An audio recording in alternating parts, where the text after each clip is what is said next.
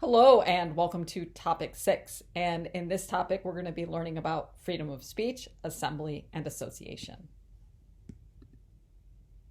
Okay, so this week we're going to be starting with chapter 5. And as many of our chapters in our textbook, the chapters are very long and they're filled with lots of cases. So we're going to be dividing up chapter 5 into two topics. Topic 6 will start obviously this week, and then the second half of chapter 5 will be covered in topic 7, and we'll do that after midterm and spring break. So the whole of chapter 5, in that you'll be learning about freedom of speech, but you'll also be learning about freedom of assembly and association. And we get those liberties from the First Amendment. And so the First Amendment reads, and the highlighted portions are what are relevant for chapter 5. It says that Congress shall make no law abridging the freedom of speech. Also, Congress shall make no law abridging the right of the people peaceably to assemble. And so this week we focus on freedom of speech. We're going to be looking at first setting the stage for learning about freedom of speech cases. Then we're going to be taking a look at the evolution of the free speech tests. And so the first half of chapter 5 is dedicated in part to learning about the different tests that the court has used to see whether or not, when the government tries to infringe on your speech, whether or not that's constitutional. So just as we had tests determining the religious clauses, the court creates tests for the free speech cases as well. And then this week we'll also be learning about symbolic speech. That is the symbolic speeches, that conduct that is that we use in order to communicate ideas. We'll talk more about that in a little bit. Now, after spring break in the midterm, we'll continue with more speech cases, as well as examining the freedom of assembly and association. Okay, so what are we going to be learning about in this lecture? Well, the first thing that we're going to talk about in this lecture is we're going to talk about the importance of freedom of speech to living in a democratic society. And so the relationship between democracy, democratic values, and freedom of speech. We're also going to be learning about what your textbook calls the hierarchy of expression. That is, that certain types of expression get more robust protection from the First Amendment than other types of expression. And then we're going to take a look at the interests of the government and speech regulations. As you'll learn in this chapter, that the freedom of speech has never been literally interpreted by the Supreme Court.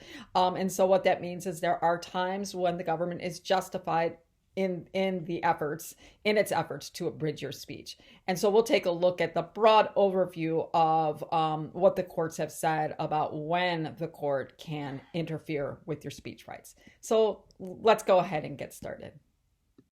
Okay, so when we see that phrase, freedom of speech, in the First Amendment, what does that mean? What is freedom of speech, and how have the courts interpreted the meaning of those words, freedom of speech?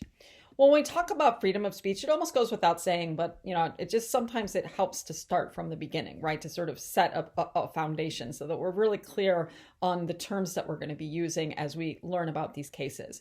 But when we talk about the freedom of speech, we're really talking about the right that the people have to communicate ideas and information without fear of government censorship, okay? And so, if you're worried that you're going to get in trouble for the things that you say and the ideas that you communicate, not get in trouble just socially, but where the government can, basically, prevent you or interfere with you communicating,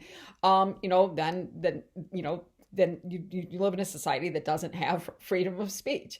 And so freedom of speech really means that you have this right to communicate ideas without the fear of government crackdown. And oftentimes, we think about that freedom of speech as communicating ideas that relate to political issues or political parties or political ideologies, conservative, liberal. So a lot of times we think about those ideas that are being communicated have to do with political issues, social issues, such as, social issues having to do with what's right and wrong to do with your body, who one should marry, who somebody shouldn't marry, whether or not you should, eat meat, right? These sort of social issues and values, all of that is encompassed in these ideas that we communicate.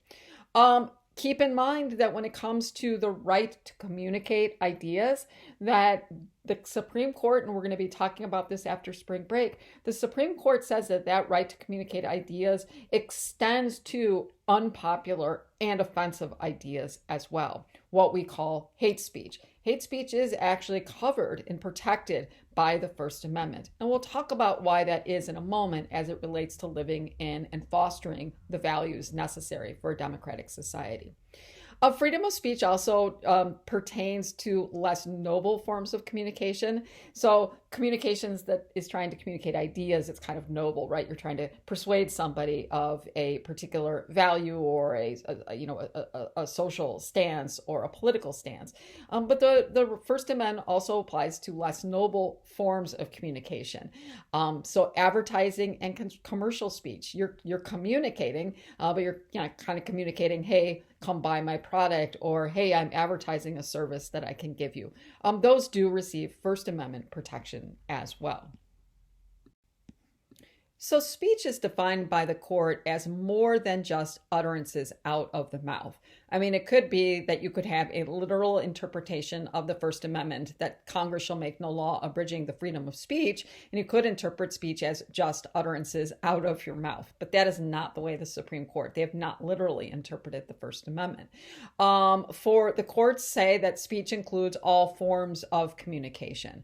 And so, yes, speeches and utterances out of the mouth, but speech also includes books, communicating your ideas in a written form, art, communicating your ideas in a visual form, telecommunication, films, pamphlets, posters, campaign speeches, etc., etc.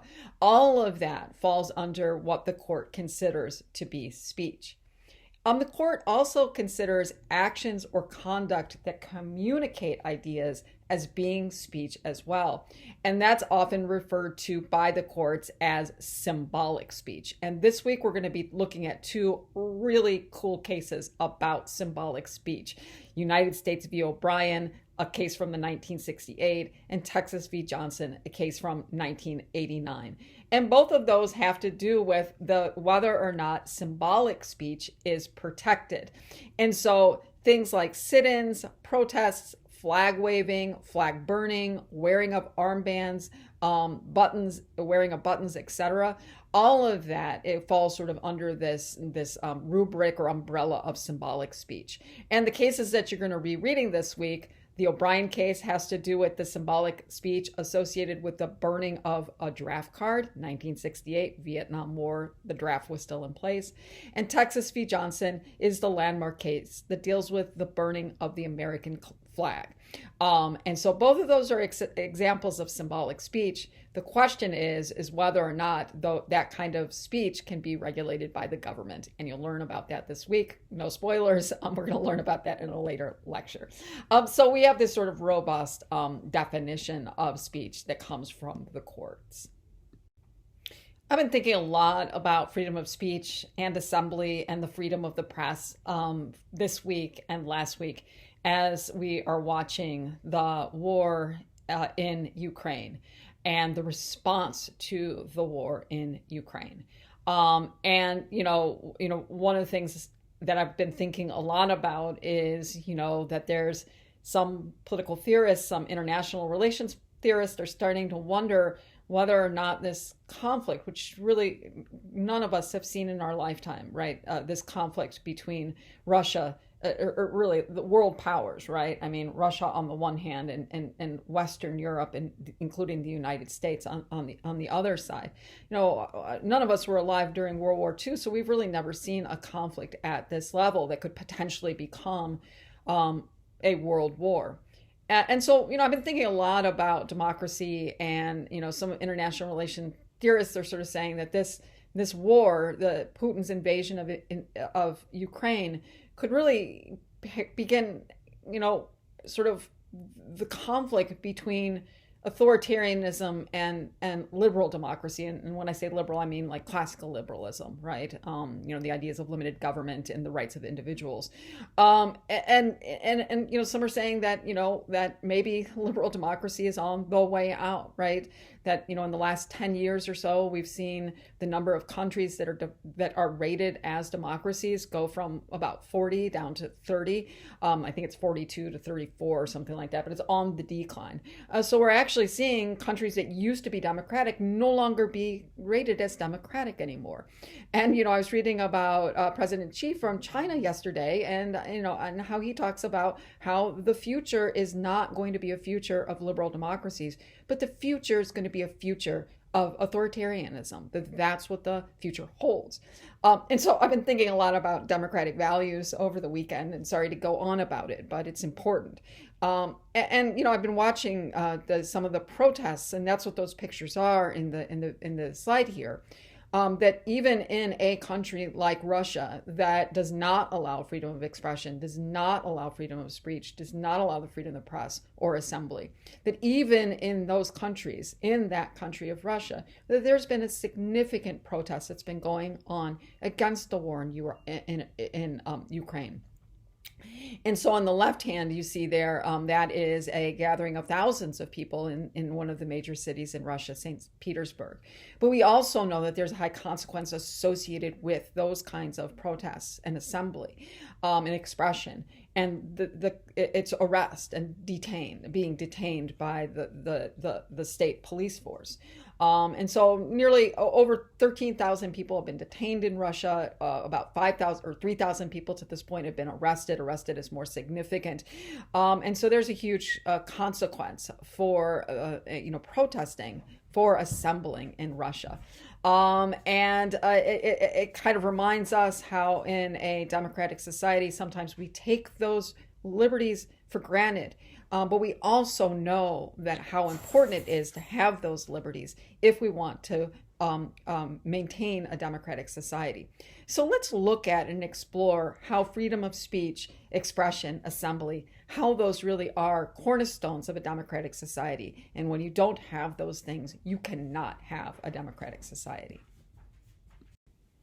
Okay, so you can't have a democratic society without freedom of speech. But why? Why is freedom of speech a cornerstone of democratic society? Well, it's more than just personal freedom. Okay, I teach American government, and a lot of times students will say, when it comes to civil liberties, like, why are they important?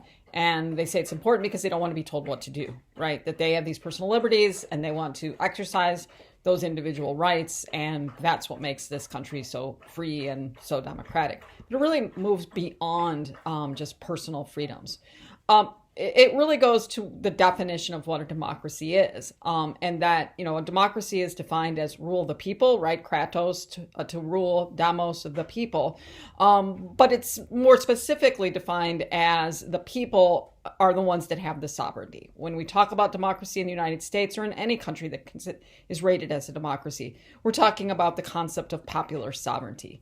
And what that means is that the political authority ultimately rests with the people, right? That power is supreme in the people. The people have the ultimate power to decide and weigh in on and decide what the policies are going to be and who is going to represent us, etc.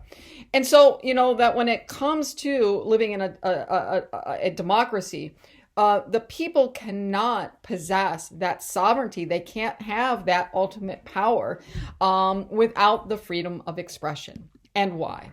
Well, in order to, for the people to have the authority, that they have to have the opportunity to act in a way, to participate in the democratic society in an informed and knowledgeable way, okay? And so the people must have the opportunity to become knowledgeable and to confront and challenge all ideas, okay? And so to live in a democracy, you need a knowledgeable and active citizenry. How do you get a knowledgeable and active citizenry? Well, you give them the opportunity to learn. You give them the opportunity to have access to information. Plus, you have to have a marketplace of ideas where people can wrestle with all types of ideas, challenge ideas, talk about the weaknesses of an idea, to find out whether that idea has a truth in it, a kernel of truth in it, and to do that hard work. That is very important for a democratic society because it leads to knowledge and it leads to truth, and people have to have the ability to access that. Um, Another key aspect of living in a democratic society is that people have you have to have the ability to voice opinions in a truly free marketplace. Okay. And so not only do you have to have the opportunity to become knowledgeable, you also have to have the opportunity for ideas to compete with each other, right? Like an economic marketplace, right? We look at all the things that we're selling and the ones that are people like and want, they purchase them. And, ideally, at least through the economic marketplace, the best products are the ones that survive. Ideally, that's how a marketplace of ideas is supposed to work as well. You don't say that you can't sell certain things in a marketplace. No, bring it in and let it compete, and bring the idea in and let it compete. And it's through that competition that we get closer to knowing what is true and knowing what is based on fact, and that is the information that citizens in a democracy can arm themselves, or people in a democracy can arm themselves with, to participate in a fully informed manner. And also a key aspect of a democracy is that government must be responsive to what the people want. They have to be responsive to the will of the people, right? Particularly in a representative democracy where we're representing people to make decisions for us, right? Where we're electing people to, represent what we want. The government has to know what the people wants. And how does the government know what the people want? The government knows what the people want because the people can express themselves. And that means all of the people, right? Not just the people the government want to hear from. It means that you have pluralism, that all ideas are represented. That you can't be responsive if you don't know what the people want. And so, those are the reasons why freedom of expression is important to a democratic society, right? If there's any, no wonder that the Russian government doesn't, cracks down on freedom of expression, cracks down on freedom of the press, because they don't want other people to know what other people are thinking. The government wants to control that. And also, if the government, suppresses viewpoints, then they have no obligation to respond to those viewpoints, because it's as if those viewpoints do not exist. Now, I'm not going to make the argument that the United States, achieves all of these goals. Doesn't even come close, right? In some ways, that oftentimes what the people want doesn't get translated into the actions of government. We have so much gridlock. There's also a lot of, there's so much polarization that we're only willing to listen to the ideas that correspond with what we believe to be true. And if we don't think something's true, we shut it down and we don't challenge it in a civil and deliberate way. Just because you have freedom of expression doesn't mean that you're actually living up to being a true democracy. And I think the United States has a long way to go. However, without freedom of expression, you cannot have a democratic society. Okay, so clearly freedom of expression and freedom of speech is important to the maintenance of a democratic society. But that does not mean that the freedom of speech is absolute. As you're going to be learning throughout the course of the semester, as we saw in the religious liberty cases from last week, that the courts have never interpreted the amendments to say that there's absolutely no instance when the government can restrict your speech or restrict your religious practice. They can do that. And so, as you'll be learning in this chapter, the First Amendment does allow for government regulation of speech.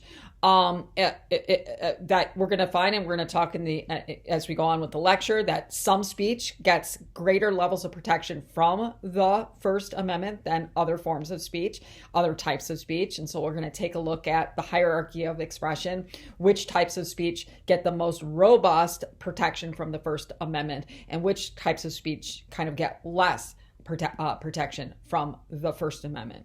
And not only that, there's some sorts of speech that falls outside of First Amendment protection.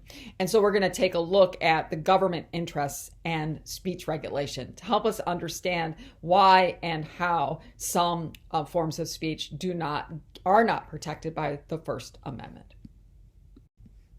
Now, I do want you to keep in mind that the First Amendment applies to the actions of government actors, government agents, not private actors, okay? Because the First Amendment says that Congress, and then applied to the states, shall make no law abridging your freedom of speech, okay? And so remember, from the very beginning of the semester, we were talking about how the Bill of Rights is a thou shalt not to government. It's telling government what it cannot do, okay? And so the First Amendment is looking at the speech cases that we're going to be taking a look at, or looking at instances when the government is passing laws that is a trampling upon or abridging or curtailing your speech rights. And then we ask the court, well, is that allowable? Does the First Amendment allow for that kind of abridgment of speech? The First Amendment does not apply to the actions of private entities and private actors, such as Twitter, Facebook, to your, if you work at a private corporation, right? That the private corporation, while you're at the workplace, can tell you, hey, you can say that, you can't say that, you can wear that T-shirt, you can't wear that T-shirt expressing yourself, okay? Because the First Amendment doesn't apply to the actions of private entities. So, for example, in this week's discussion, we're going to be taking a look at the role of disinformation in free expression and the damaging effect that has on democratic society. And one of the things we're going to be looking at is the role that some social media platforms have played in kicking people off of the platforms, probably most notably banning Donald Trump, the former president Donald Trump, for life from Twitter and Facebook. Now, some people might have said, hey, wait a second, that's, violating Donald Trump's freedom of expression, his constitutional rights to free speech. Well, that's not the case. Twitter is not the government. Facebook is not the government. They have their policies in terms of what is allowable speech and what is not. In fact, Twitter or Facebook, they could, have a policy that says that you can't post pictures of standard poodles, my favorite dogs, right? And I could be like, wait, my First Amendment rights are violated. No, they're not. Government couldn't maybe pass those kinds of laws saying that I can't speak freely about my standard poodles, and I'm sure some people would like wish that the government would do that to me just individually. But the private entities can do that. So keep that in mind. This is about government infringing your rights. This isn't about private actors. And I'd be happy, if you want to talk more about that, I'd be happy for you to come to office hours or also to the case discussions that we're going to be having, if you'd like to talk more about the difference between government restrictions and the private restrictions on speech. It's an interesting topic. So not all speech merits the same level of constitutional protection. That some expression is able to be more easily regulated by the government than other types of expression. So let's take a look at the hierarchy of expression that your textbook talks about in Chapter 5. So the type of speech that gets the highest level of protection from the First Amendment is speech that focuses on the transmission, the communication of political and social values. That is the kind of speech that gets the highest level of protections from the First Amendment. And based on what we were talking about earlier about the importance of freedom of speech for a democratic society, that is the kind of speech that you really need to have as free and unregulated as possible, because it's the most necessary kind of expression for a thriving democracy. Other kind of speech is seen as being less necessary for democracy to survive, and therefore it gets less protection from the courts. And in fact, some kinds of speech could be maybe detrimental to democracy that get potentially less protection from the First Amendment from the courts. And so your textbook says that less noble forms of speech, so it considers speech that is communicating political and social values as sort of noble forms of speech. Your textbook talks about less noble forms of speech are a lot more easily regulated by the government. And that's oftentimes commercial speech. So speech that's associated with selling services or products, that is seen as less important in terms of making sure that democracy survives. And also, if they can be harmful if you are using a commercial and making false claims, and someone buys this product and they think it's going to do X and it doesn't do X, or it's then that could be harmful to the consumer. And so that's just an example of the kinds of speech that gets lower protection in the hierarchy of expression.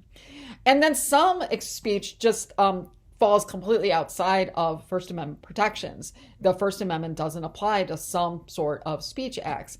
And usually those are speech acts that are seen as being harmful.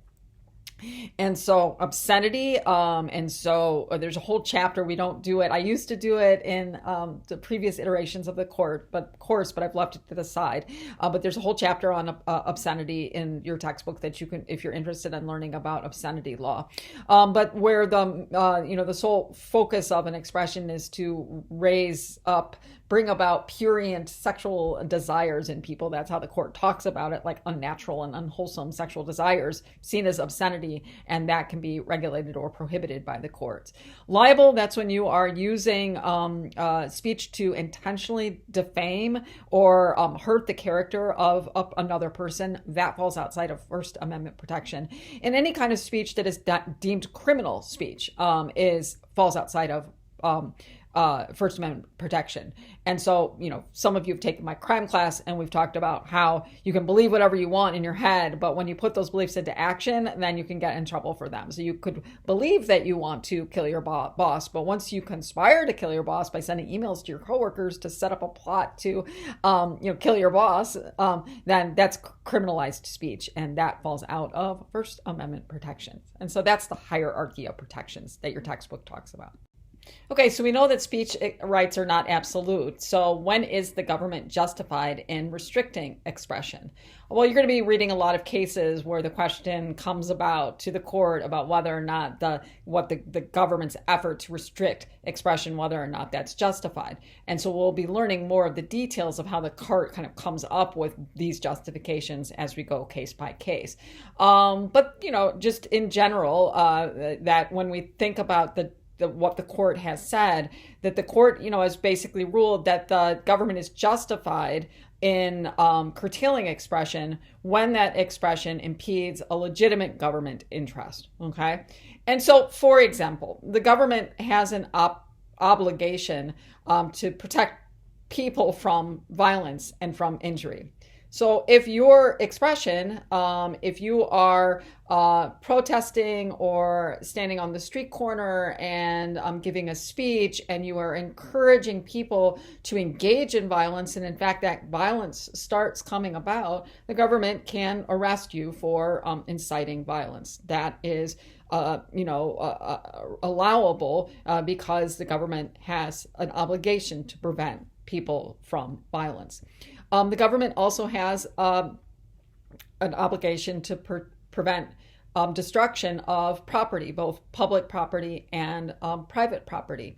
And so, that you can take to the streets and peaceably march and protest and hold signs and, let your viewpoints be known about a war that you're against or a police brutality. But once your actions and your expressions turn towards the destruction of a private store or a public property, then you could be arrested for that, and it's viewed as a legitimate interest to protect the property, to protect the rights of others. That you may be against abortion and you want to protest in front of an abortion clinic. Well, people have a right to get an abortion, at least now. We'll see how that goes in the future.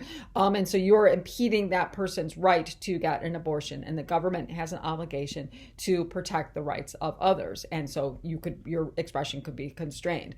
And also to protect government function. If your expression is making it difficult for a government to exercise one of its important functions, then you can be arrested. So, for example, the government has a legitimate interest in making sure that people can go and vote without being hassled on their way to voting or being threatened. And so that's why, the government, if you're protesting or handing out leaflets too close to the polling place, you could be arrested for that. You've got to be a certain distance away. Now, do make sure that, so those are all ways in which the court has sort of allowed, or the big picture, and we'll go into the details as we move on through the cases about how the court has said that these are legitimate ways in which that government can restrict your speech. But the court does place restraints on government power to restrict speech. We're not going to go over it in lecture, but make sure that you take a look at it on page 201 in your textbook. Okay, that's it for this lecture. In the next lecture, we're going to be taking a look at the standards or the tests that the Supreme Court has created when it comes to speech cases, freedom of speech cases. So very similar to religious freedoms, the court creates standards or tests to determine whether speech is protected by the First Amendment. We're going to see that historically speech has not always received such high protections from the court, but the standard has shifted over time, and today's speech gets really, most political and social speech gets very robust protection from the courts. Okay, thanks for listening, and I'll talk to you in the next lecture.